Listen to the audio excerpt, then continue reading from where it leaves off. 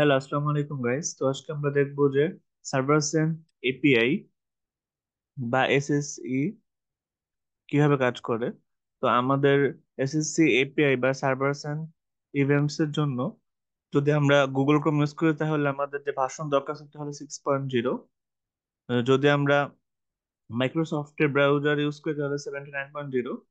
Mozilla Firefox ওর Firefox use করলে 6.0। Safari browser use করলে 5.0 এবং অপেরা মিনি ব্রাউজার যে আমরা ইউজ করি সেক্ষেত্রে আমার 11.0 ভার্সন ইউজ করা হয়। ঠিক আছে, তো এটা হলো আমাদের ব্রাউজার ভার্সন দেখানো হয়েছে যে এসএসসি বা সার্ভার সেন্ট ইভেন্টস এপিআই গুলো এভাবে কাজ করে। ঠিক আছে, তো আমরা চলো নেক্সট একটা স্লাইড দেখি। স্লাইডের মাধ্যমে বুঝতে পারবো যে আমরা কিভাবে ইউজ করব। তো দেখো, আমাদের যে ইভেন্ট সোর্স অবজেক্ট থাকে সেখানে আমরা কিছু এক্সাম্পল ইউজ করি। যেরকম মনে করো যদি ইভেন্টস অন ওপেন হয় সেক্ষেত্রে এটা ইউজ করা হয় কখনো। এটা যখন ইউজ করা হয় সেটা হলো যে a connection of the server is open.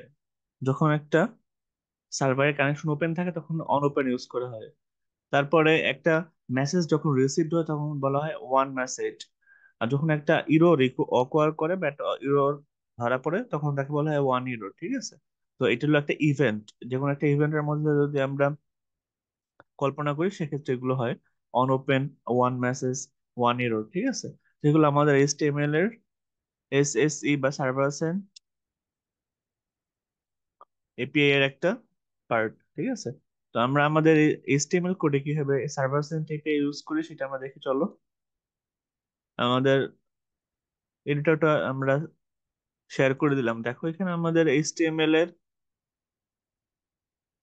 Body পার্টের মধ্যে আমরা যখন একটা হেডার পার্ট দিই, একটা হেডার পার্ট দিলাম, তারপর একটা ডাইভারজেন্স নিলাম, ডিভ দিয়ে এখানে একটা আইডি দিলাম। ঠিক আছে, তার স্ক্রিপ্টের মধ্যে আমরা একটা ইফ এলস কন্ডিশন ইউজ করি। দেখো, if type of event source, যদি ইভেন্ট থাকে সেক্ষেত্রে আনডিফাইন্ড একটা ইভেন্ট থাকলে আমাদের সোর্স হবে কি, নিউ সোর্স। ঠিক আছে, ডেমো এসএসসি ডট পিএইচপি।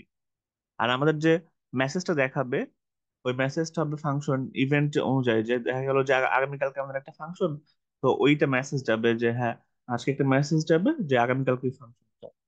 ঠিক আছে, তো এইটা বোঝানোর জন্য আমরা if type of event source undefined করে তারপরে দেখা গেলো একটা নতুন ফাংশন ক্রিয়েট করে দেখাতে পারি।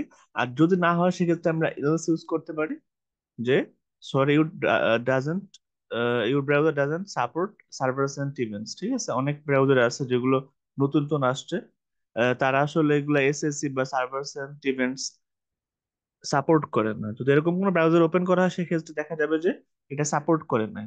তো সেটার জন্য এখানে এলস কন্ডিশন ইউজ করা হয়। সাধারণত আমাদের Google Chrome, Firefox, safari browser এগুলোতে আমাদের এসএসসি বা সার্ভারস এন্ড ইভেন্টস এপিআই কাজ করে। ঠিক আছে, তো আমাদের আসলে স্ক্রিপ্টের মধ্যে একটা ইফ এলস কন্ডিশন বসাইয়া আমরা আমাদের সার্ভারস এন্ড ইভেন্টস এপিআইটাকে কল করে দিতে পারি। তো এটাই ছিল আমাদের সার্ভার সেন্ট এপিআই এর কাজ।